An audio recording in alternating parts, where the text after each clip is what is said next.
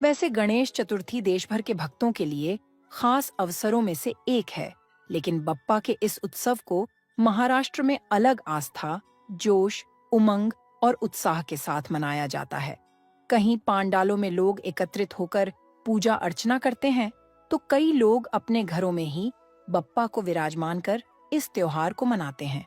हर साल की तरह इस बार भी बॉलीवुड हस्तियों ने गणेश उत्सव का जश्न धूमधाम से मनाया।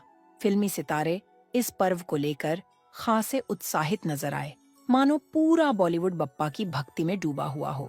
अपने डांस के लिए मशहूर और तलाक के अफवाहों के बीच गोविंदा ने पत्नी सुनीता और बेटे संग गणेश चतुर्थी का त्योहार मनाया। मुझे तो इतना एक्साइटमेंट है इस बार, क्योंकि मेरा बेटा गणपति लेके आया है।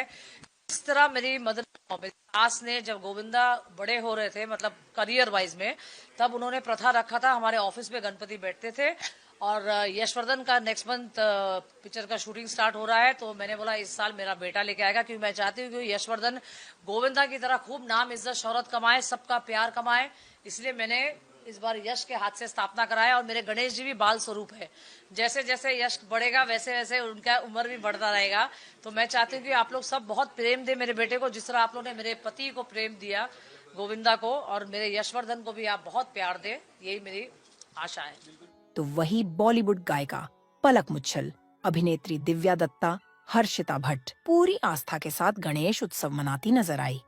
सबसे पहले तो आप सभी को मेरी ओर से और आपके परिवार को भी गणेश चतुर्थी की ढेर सारी शुभकामनाएं। मुझे ऐसा लगता है कि बहुत सारे लोगों का ये समय मेरे साथ साथ सबसे ज़्यादा खुशहाल खुशनुमा समय होता है। मैं भी किसी से बात कर रही थी कि ऐसा लगता है कि पूरी हवा में खुशी और एक उमंग की लहर छा गई है जब बप्पा आते हैं।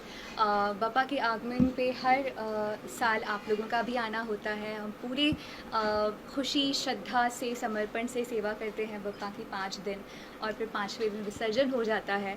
और बप्पा हमें वादा करके जाते हैं कि हम उनसे दोबारा मिलेंगे अगले साल। मुझे ऐसा लगता है कि मैं पर्सनली इस पर्व का पूरे साल इंतज़ार करती हूँ, क्योंकि मैं एक फ़हरिस्त बना के रखती हूँ बप्पा को थैंक यू बोलने की। क्योंकि वो पूरे साल इतनी सारी ब्लेसिंग्स देते हैं कि हर साल मेरी वो थैंक यू की लिस्ट बड़ी होती जाती है। और इस बार भी बहुत सारी ब्लेसिंग्स, बहुत सारे अच्छे अच्छे कार्य हुए हैं। 25 साल कंप्लीट किए मैंने अपने मिशन को। बहुत सारे अच्छे अच्छे गाने आए, सबका बहुत सारा प्यार मिला। सो बस उम्मीद करती हूँ कि बप्पा की कृपा सिर्फ मुझ पर ही नहीं, सब पर इसी तरह बनी रहे।